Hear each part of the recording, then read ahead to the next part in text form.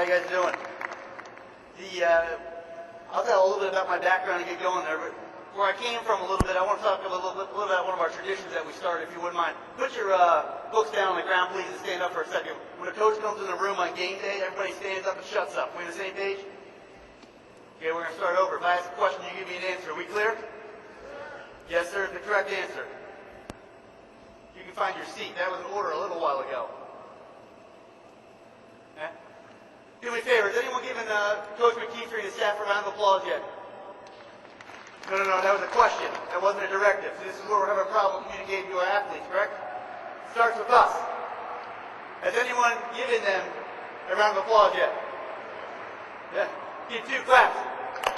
Anyone give a little props to the sponsors for making this possible? If they are not involved, we're not here. We with me? 2 claps. Give me 4 claps. Give me 8 claps. What do you call that? Standing ovation. Thank you very much. Sit down. I know that was cheap, right? That was cheap. But I had a bet in the back, so that was $20. Who made it here yesterday? Who had difficulty making it here yesterday? I'm going to tell you a little bit of the story. Anyone have trouble making it here yesterday? Who started? Who's the furthest person? Who came the furthest? Oregon. Holy crap! You win. Can anyone beat Oregon? That completely screws up my story, you know? You couldn't have said like Ohio just to help me out? You're screwed. You're right next to me the entire presentation. I'm allowed to go to there. They told me. Northern Oregon? Okay, Oregon's fine. I don't even. It's fine. I think it's like left of the Mississippi, right? Or right at China, I guess. I really do believe that who you are is defined by the questions you ask and how far you're willing to go to find an answer. Okay, I want to challenge you here in this presentation. I am not your typical presenter. I'm a coach through and through. Are we clear? If you have a question, if I'm in a huddle, you raise your hand. Not a chance. You've earned the respect to open your mouth and contribute to the team. Welcome to Team Coach Taylor. With me? If you're in the back and we can't hear you, either yell louder or walk up. I like how that goes. Okay?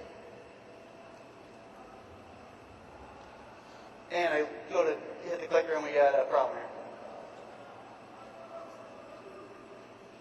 No problem, I was going to roll.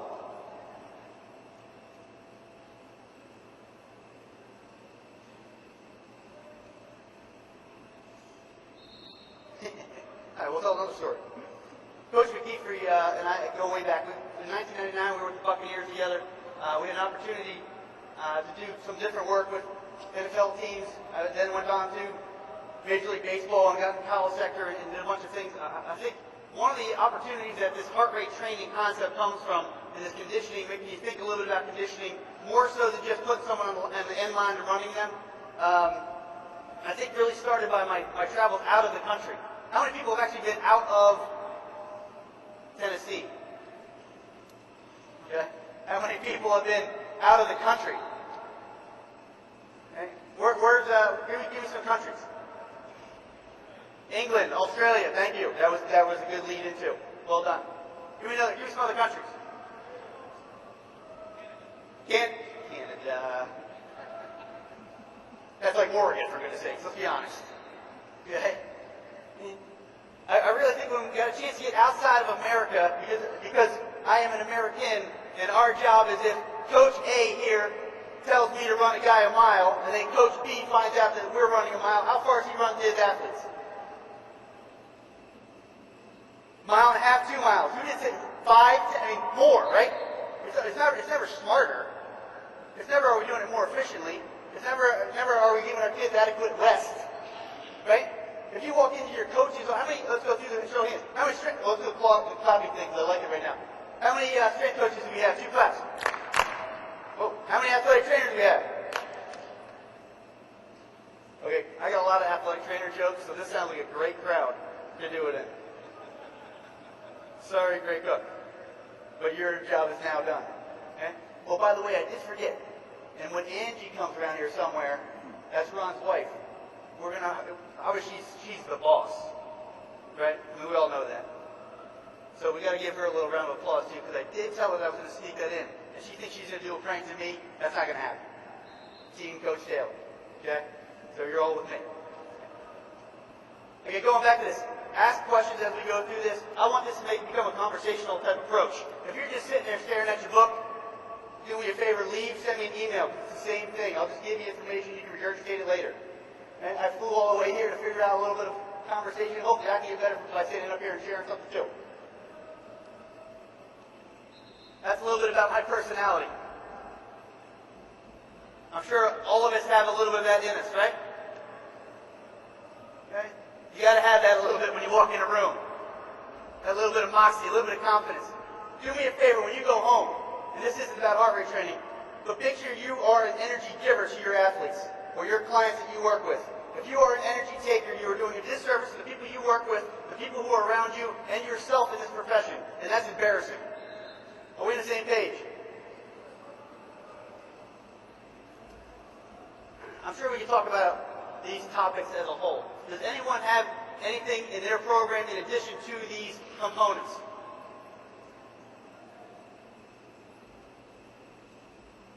Speaking generally, that covers them, right? Does conditioning make up a good chunk of that? I'll ask you a question. When you do your workouts, let's say, how much does your best player or strongest guy lift? Let's say bench press. Do you know what your client bench presses, your athlete bench presses? 245. He has a number. Do you know what your guy bench presses or lady bench presses? 265. I mean, at some point we have a quantifiable number for strength and conditioning, right? Or for the strength component, right? Do you know what your clients or athletes' max heart rate is? Predicted max heart rate, yeah. Do you predict their max 1RM? No, we would not do that, right? We put them under the bar. How many people do strength and fitness assessments with their team? Or clients? I mean, do you use a VO2 or something? How do you set up your conditioning program? Do you just run them? Most of us, right? I would say that. You just put them on the end line, run them. Gray talked about it, or Lauren talked about it too. Are you fatiguing your athletes? Are you just getting them tired? Or are we actually trying to help them improve? How are you justifying and quantifying their effort? Right? I'm doing the strength component. I'm actually asking them to write down how many reps they do, how much weight they use, making sure they did good form. Right? I don't want to get them hurt. Right? Do we agree with that? Our first job is not to get an athlete injured. Does anyone want to argue that? How many people have died from the bench press? How many people have died from a heart trauma, or a heart scenario? I want to bet more. Right? Big thing going on. How many football coaches here? Strength coaches, position coaches. Okay? Right now, a lot of people are discussing this concussion scenario, right? Strengthening the neck, being smart about that, starting to integrate that in your program, track people's strength before they go back, right? When are we going to start tracking the heart rate also? Because at some point, someone's going to go down. And you're going to have to justify your conditioning program and why you pushed that one person one step further. And when the lawyer comes to you and goes, hey, I want to see some information on what you did, what do you got? Even if you're not using the straps to help and aid your conditioning program, you might want to use it to protect yourself, your department, your team, your athlete. I'm not selling you anything. I'm just trying to make you aware of something. Make sense?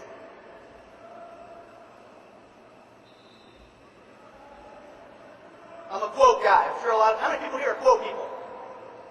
You're a coach. I'm sure you've regurgitated someone else's speech at some point in your life. Maybe one you heard. Right? If you can't explain it simply, you don't understand it well enough. Do your homework. Right? You're expecting your athlete to sit down there and read that scatter report to prepare for every Saturday. When was the last time any of you in here picked up something to read research-wise, and I'm not counting Shape Magazine as research? Not to name names. Okay? Do yourself a favor. This one pet peeve of mine, I don't like when people tell me, well, the research says, but they don't provide any research. Isn't that annoying to people? But we accept it in this profession. It's a qualified individual, says research says. It's got to be true.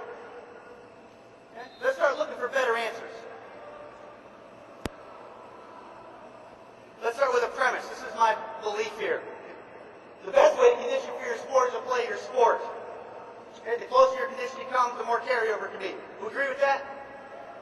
Okay. If we agree with that premise, where should the majority of your conditioning be coming from? There's no wrong answers. We're not taking this quiz. Practice, game scenarios. Right? How many times did the coach come in and go, "Now, I think we did a pretty good job with tempo and practice today. Let's shut them down. I think it's more important for them to get some rest. They worked their tails off. Let's reward them." Last year, anyone have a coach say that? Have you said that? Is that a testament to how easy your practice is, or you're just not observing the practice? Are you actually present? I'm asking you a question. I mean, what are we doing? Are you paying attention? I mean, you're telling me not one practice is so hard that we should say, "You know what, I think you guys did a hell of a job." When does an adaptation occur? At practice? Am I tricking people now, or just we got quiet? I mean, if this is a lot to take in, let me know. Right? There are times, man, coaches are going to whoop them. Give me some love. Say, "You work the tail up today. Go hit the bike. Go get the film. Get out of here. Call mom. Tell her you love her." How hard is that kid going to come back and work for you? Right? If I keep a kid healthy, and I can make sure he comes back and works harder tomorrow for me, was it worth it? You got a lot of head nods, right? Okay. Do me a favor. Now you have to figure out how to justify it to a coach. Because now when I sit down in that meeting and said, "Coach, I think practice was awesome. I think we need to give him a day off." In America, what's the response? "Are you serious?" You can't answer every question, sir. We got a lot of people in here. Yeah. Right? Am I right or wrong? I don't want to give up tomorrow, man. You know, George is down the road. They're taking care of business. I mean, team chemistry, we could build a lot of other things. Sometimes your rest day is a good day. In other countries, outside of here, let's use Team Australia, because I've been working with them for a long time. I can walk into a coach's meeting and say, "I think we did a hell of a job. We're ranked number 1 or number 2 in the world for the last 12 years. I think we need to take tomorrow off. Let's go to the beach, walk in the water, enjoy one another's company. Maybe do something, a little team chemistry. Develop that mateship," they call it. We go to compete. I've never seen the Team Australia ever get beaten down mentally. Because they understand that we are all in it together and we all want to go the same direction. It's a very different approach as far as how they get the job done, as far as developing their team, in my opinion. I don't have to necessarily go in there and justify it. The fun part is I can, because of the background that we are in, and using the American approach against Americans. Because Americans are going to keep pushing and pushing and pushing. In 2005, they wore down. And we just happen to have a little more gas in their tank, finish the play. It also helps to have the best 3 players in the world. Here's the hint. Want to become a good strength coach. Does anyone know the secret? Buy breakfast for anyone who recruits for you. Or your GM, Eric. Either or. Okay? One must work at a certain level of effort to stimulate the body. I don't care if it's strength or conditioning. Do we agree? When you're in the weight room, do you push your kids hard? Yeah, we go back to one of the first rules. Answer questions. Because if by no answer, I'm assuming you don't push them hard, and that's a reflection of you as a group. With me? When you're in the weight room, do you push your kids hard? Okay? I'm loving this thing in my ear. I either got a big ear or a weird mic. Okay? When we are running our guys, are you running them hard? Hey, when you do your, if we can talk about the strength power percentage, how many people do percentages in their weight program, strength program? Right? Today we're doing 67.25. Tomorrow we're going to do 69. Whatever that is, I don't even know. Right? Should we hold the kids accountable on the conditioning side of things to the same level of effort? Right? How do we actually know we're improving conditioning-wise? Do you know that you were improving conditioning-wise? What's generally the assessment being made about your conditioning? Winning and losing. Fourth quarter stats, right? Can you win a game in the first quarter? I don't know. If I'm up by 10, I might be able to get some of the guys in there and help myself out a little later, right? I mean, you have the whole game to win. Why are we just comparing just the end stats? That confuses me. I like using heart rate stuff to actually justify our efforts. My point being earlier, I can also justify when we need recovery. And generally the fitness, and then how we define fitness, is the ability to recover from a high effort bout. It's not actually necessarily being able to do something very hard, but it's how quickly you recover. Okay? You must unlearn what you've learned. How many people actually call conditioning just going 2 laps around the warm-up? We're touching the end line and lining them up. Let's get our hundreds in. We got 32 today. What sport do you guys work with that runs 100 yards? Don't count track. I'm going to argue that's a sport. Sorry, Lawrence Seagrave. Yeah, you too, Adrian. Yeah. How many sports do you run 100 yards? But we just said the closer your conditioning comes to playing your sport, the more carryover.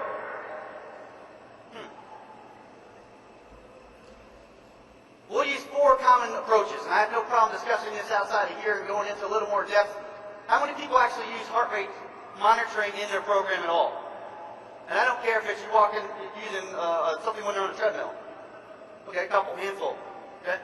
How many use anything to track conditioning, even if it's a stopwatch and timing? Do you do any type of fitness tests with you guys? Okay. Or we doing stopwatches, complete a certain distance, check them off, it's pretty standard stuff. Anyone in the beat test, guys? Beat test, anything else we're using? Pretty Cooper test, 2 mile, I mean, are we still doing that? Yeah, just curious. I kind of break the year up if you're a periodization kind of guy. I break it up into 4 different groups, if you want to call it that.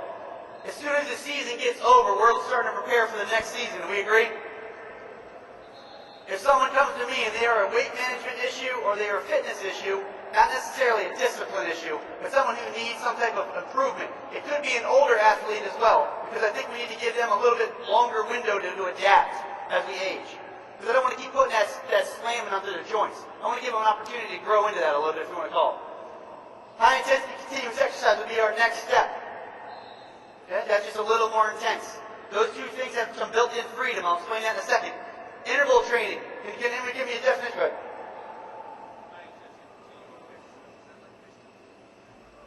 The question was, is high intensity continuous exercise like tempo training? I'm going to explain it a little bit, but kind of yes, maybe, ish. Is that a good answer? So it's like a no, yes answer? Yeah. Anybody new? I'm assuming interval training is a common term. Okay. How do you justify your intervals? Work to rest ratio, right?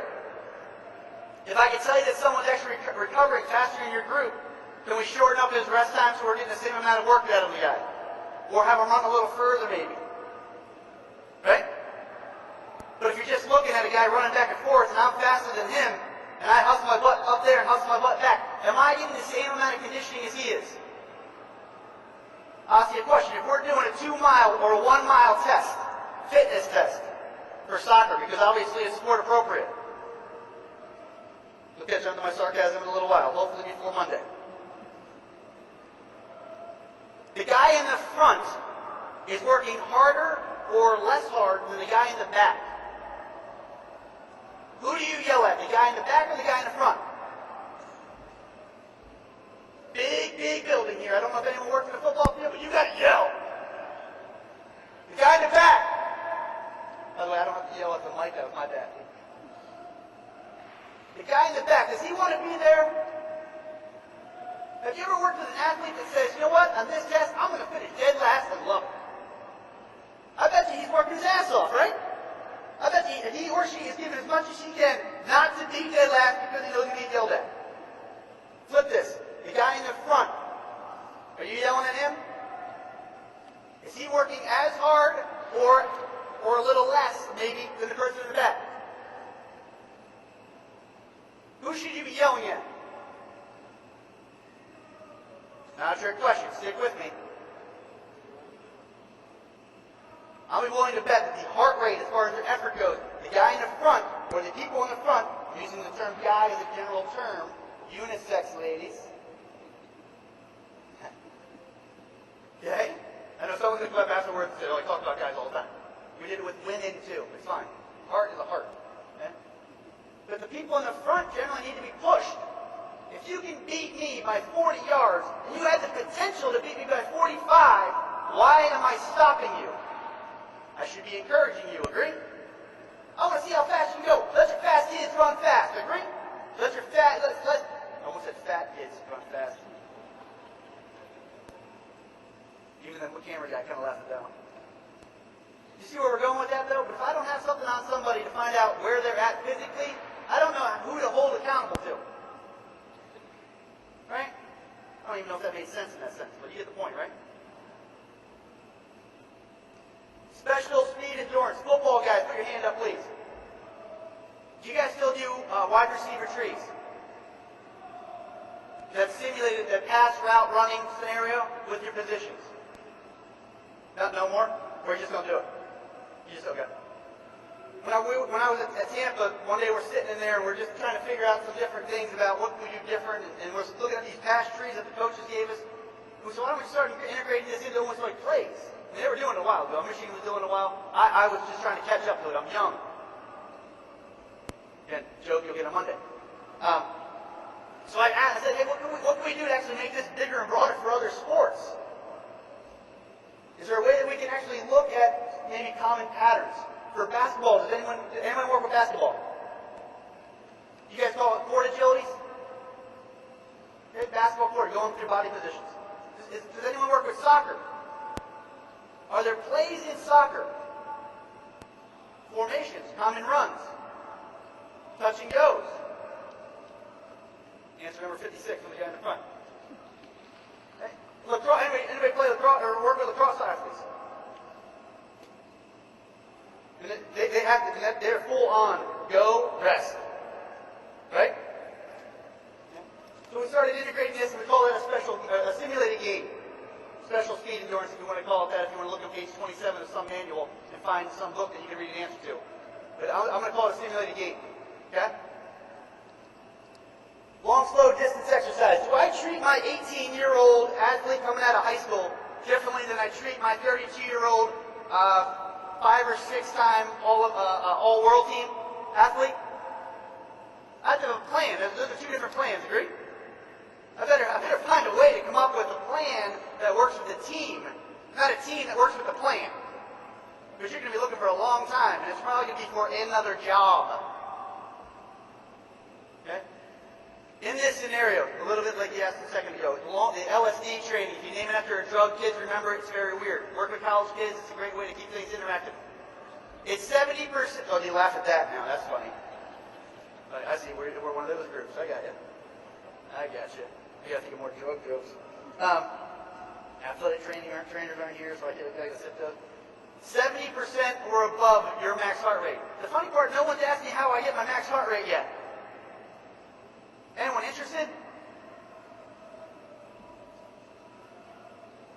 One person puts their hand up, I got 6 people nodding, and I didn't count. Okay?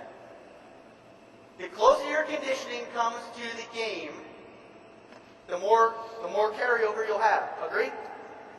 Where do I get my max heart rate? Oh, I can pull this out of you. A game! Holy crap, that's an idea, isn't it? You gotta wear a heart rate monitor during the game. How many athletes here do that? Did you guys do it yet? I haven't convinced you to wear a heart rate monitor during the game yet? Women's soccer does. I'll tell you what, how many people work in a college setting? Work in college. If you have an interest in this, women's soccer is probably the easiest team to integrate this into and get it moving. And learn from it. That was a biased thing. I'm sure I'll get feedback from that too, but just letting you know, that's my opinion. Don't go right to football. Swimming and diving is actually not a bad one either. Anyways, we'll use max heart rate during a game. That's really the only thing that's appropriate to me, in my opinion. You can justify it how you will. When we do our fitness test, do we wear our heart rate monitors? If we do something on a treadmill, do we wear our heart rate monitors? When we go to rehab, as long as we're not getting stim, electrical signal through a $500 strap, not good for the strap. Fair warning to you if you're new at this. Okay? Go and talk to your budget guy about that. Whew. Okay. 70% this time of year, right after the championship season. So this is literally a 4-year process. We'll probably do this for 6 months. In your college settings or the college setting that I was in, this might be a 3-month process. This might be a situation where a kid's coming off a surgery. And we're trying to set up a little bit of a periodization type thing as far as what we think timeline-wise. Make sense? 70%. Am I telling you any specific modality to use for this?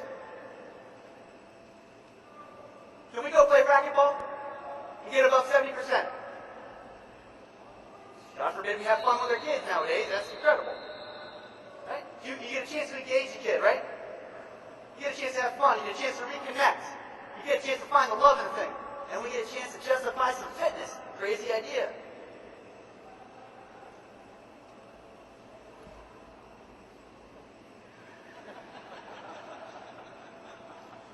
Told you it's not going to be a normal presentation. If you're not a Jersey Shore fan, tough crack. As we get closer to the season, we're going to start using 80% to be our cutoff for fitness. So if you're at practice or during, I'll back up. During a game, intermittent sports we'll talk about, 80% of the time or more is spent above 80%. So we would start justifying any type of what we would consider fitness by definition in our program at the 80% cutoff. Okay? So we would any modality you want. Anything that doesn't cause pain if you're injured. If you want to go out and get a little extra practice, fine. If you want to jump on a treadmill, fine. If you're a bike guy, fine. If you can swim, great. Go for a jog. Again, same thing. Grab a coach. God forbid we get a coach out and get a little fitness. Speaking to the choir, apparently. I really like this time of year because you guys are starting to understand that we're starting to get in prep mode. If you want to call this our pure off-season, okay? This is where we start using that cutoff line. We start teaching our young guys how to get that done. Does anyone understand the concept of cardiac drift, by the way? Because some people do ask this question sometimes. If we start on a treadmill, I'm going to make myself feel good. I get on there at 9.5 at 4-degree incline, and my 80% cutoff, let's just say 220 minus your age, bogus, but we'll work with that. I'm 20 years old. All right, we're catching on the jokes. Now, let's just use 200, okay? 200 is my 80% cutoff. Let's just use that for a number. If I get under 92, 4 incline, and I can jog at that, and I'm at 201, 200, I'm getting my 80% minutes in, what happens naturally to my heart rate? Good walk. It's called cardiac drift.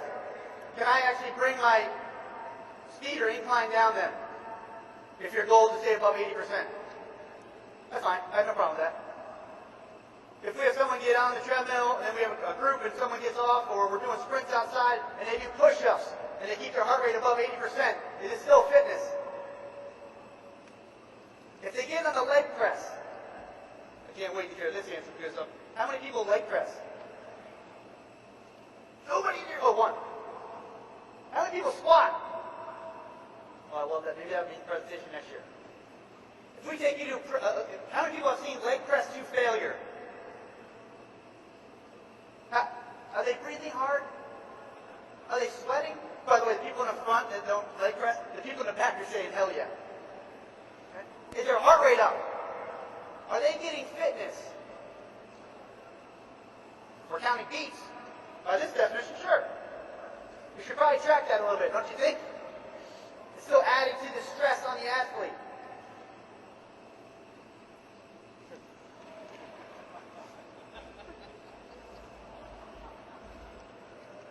I know some of you are a little slower than others. It's fine. That's a giraffe, by the way. If you have an athlete, let's just say that fits this profile, generally speaking, what do you typically do, or what does someone typically do? Cardio! Yeah! You guys are catching on to this conversation? Cardio, right? Get wrong because the fat guy. Or lady. That's a unisex term. Right? Is that the best thing to do? Let me break it down. Heavy person, we know that. Obviously, he's physically taxed when he's running, but we'll run him more tomorrow because we need to get him leaner. So he contributes to injury potential, and then he gets hurt, so he gets set back.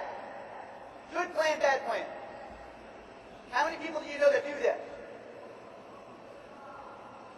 Fail a fitness assessment, and because that's a reflection of the coach, obviously, we run him at 5:30 a.m. So now he doesn't get enough sleep or rest to recover, and he's getting overtrained. When a person goes down with a heart attack, or an ACL, or a hamstring, or any other thing that happens, please make sure you have documentation. Because at some point we're going to go to a point where we're going to sue. Agree or disagree?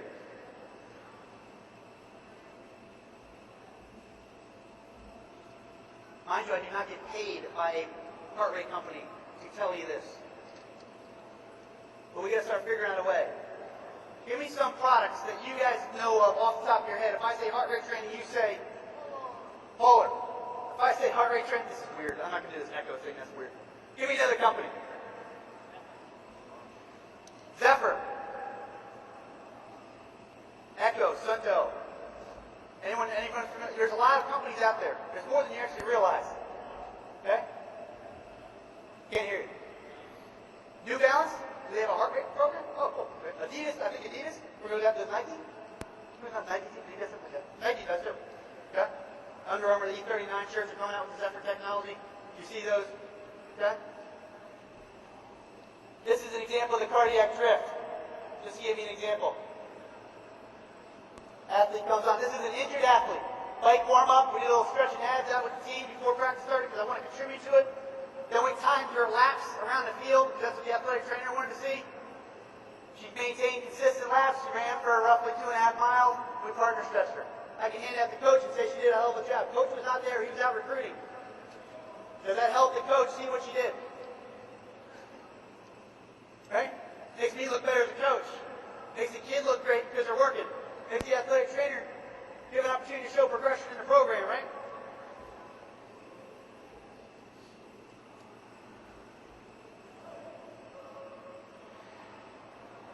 Understand everybody that you work with has a dream. Do you agree? It's your job to figure out a way to get them from point A to point B, whether they're injured or healthy, the best player in the team, or the guy that's an All-American on Tuesday. Figure out a way to help develop a program that works for all of your athletes. Interval training. We do a lot of this interval training. We call it a bunch of different things, and I don't care if you're doing ball slams or running or treadmill stuff or bike stuff. We're going to tell you we're going to keep it roughly in that 30 seconds to 90-second window. I'll call anything above that a little bit of a warm-up the way we structure it. Okay? Here's an opportunity where we give an athlete, a captain, an opportunity to lead a team. We're doing a treadmill workout. I'm going to keep killing treadmills, but I like that on this work and this presentation anyways. We tell the coach, or the captain, we got 7 sprints we need you guys to do, X, Y, and Z, miles per hour, rest, incline. Your guys go away. My guys go away. Your guys come back with a sweaty t-shirt, right? My guys come back with 7 sprints done. How many sprints did your guys do?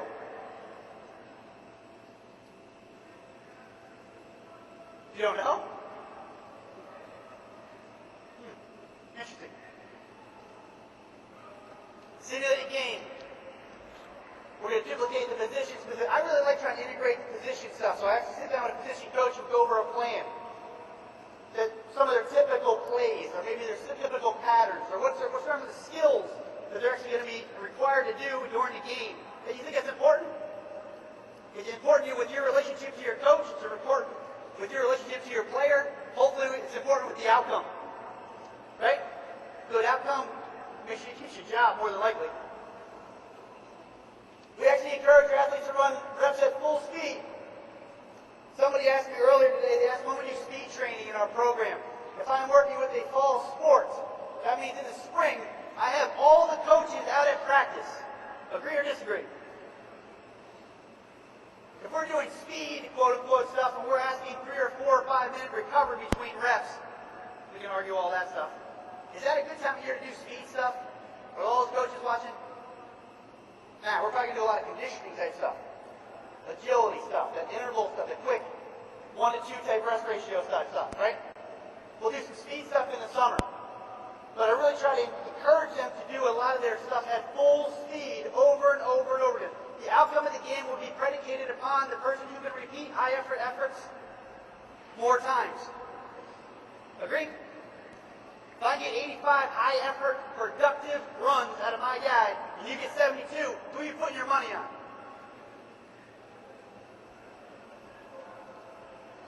Here's women's lacrosse. Anybody working women's lacrosse? I wanted to pick a sport that no one knew, so we're all on even playing field. You knew women's lacrosse? Women's lacrosse, we break it up into 10 sprints.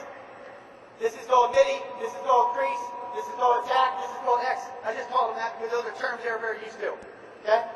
We actually gave them 2 opportunities to have timeouts, and there are 4 quarters. So there's 40 sprints. Which 2 quarters were they given timeouts? Did they take advantage of their 2-minute timeout? Which 2 quarters?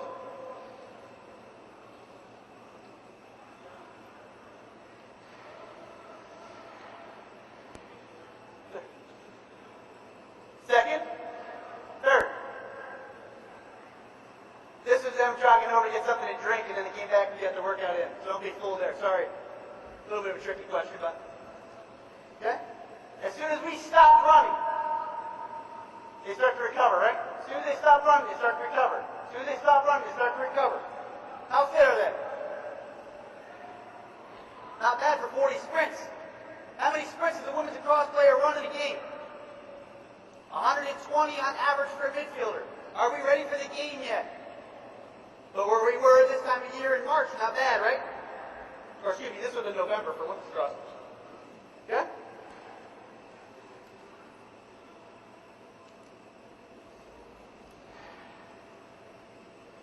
We need to discuss that with this group?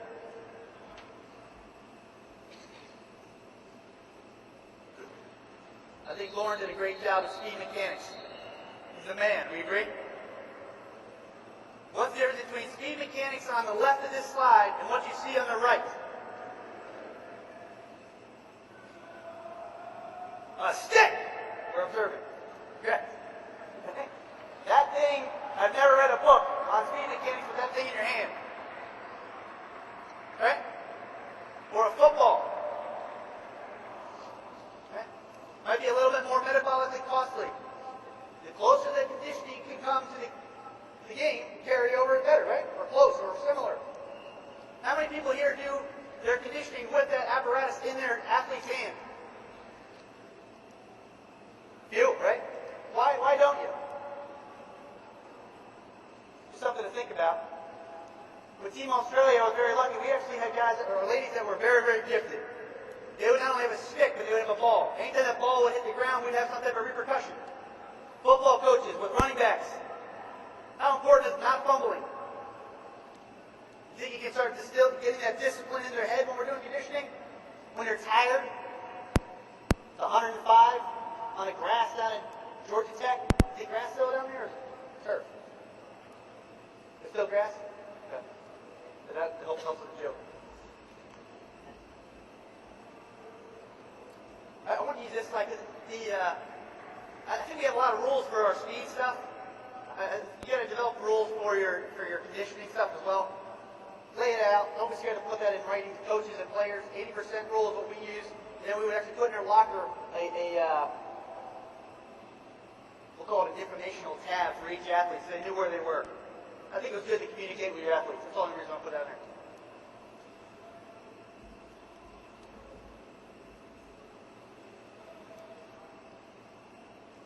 When you're working with groups doing conditioning, our smaller groups are always easier to work with.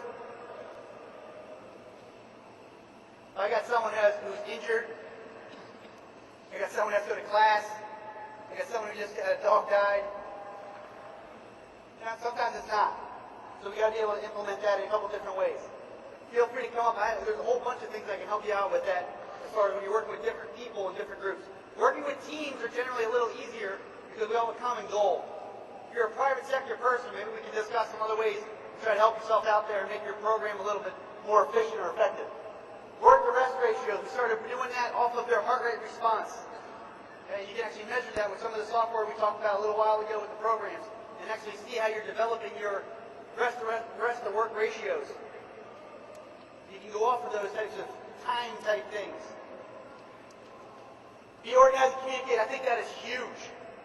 I think your coaches benefit from it, your athletes benefit from it. I think this is one big thing that coaches do too much. They get in the way of their athletes. If you recruited them, they walk on campus and all of a sudden they got bad on day one, you're probably a bad recruiter. Because the kid's still a good kid. He was a good kid yesterday. You got to find a way to get out of your own way and let the kid be a kid. Let him be an athlete. I think this using the heart rate gives us a lot of freedom to let them do that. Right? How many people use a checklist when you do agility programs or some of the conditioning type stuff? Checklist to me. If you go forward, you better go. If you go left, you better go. How many times do you jump in a competition? How many times do you jump in agility training? What happens at some point during the competition? Probably fall down, right? What do you think is harder to do? Conditioning with push-ups or just plain old conditioning? If I can have you integrate push-ups and have less runs and save our athlete, you think that's going to help you in the long run? Right? We do a lot of lunge, put your knee down, fall down, practice getting up, put your hand on somebody else, give yourself an advantage. If they're still down on the ground, you can get a little bit of a head start kind of thing. We actually teach that. Be creative and have fun. If you don't have those two things, buy a book. I don't know which book, I just said a book. You can't plug it in there. When you put this into your program, day one will be the hardest. I guarantee it. To teach, implement, you're going to get data. People are going to come down and ask you about what did you find out? Are we ready to go? Tell them to slow down. Okay? Let yourself get a little bit of information on the individual first, please. Please note that while training can greatly improve performance, there is no substitute for genetically inherited athletic talent.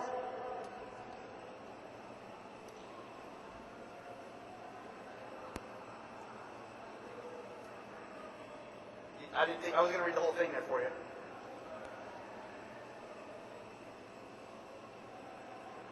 Ron does a hell of a job here at UT, and I want to give him a hand again. Okay? 2 times. 1, 2. Ready to go. The staff does a hell of a job too. He speaks very highly of every one of you guys. You hear me?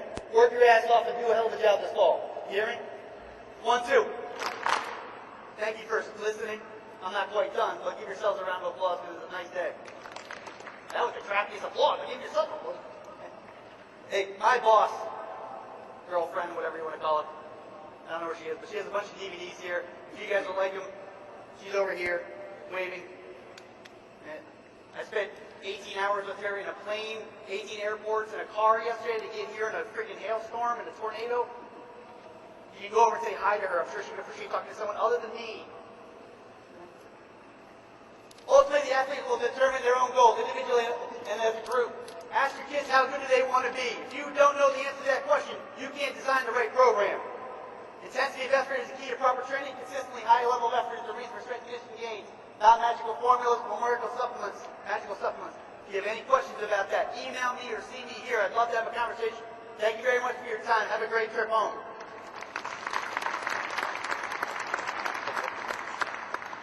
Character, right? All right, so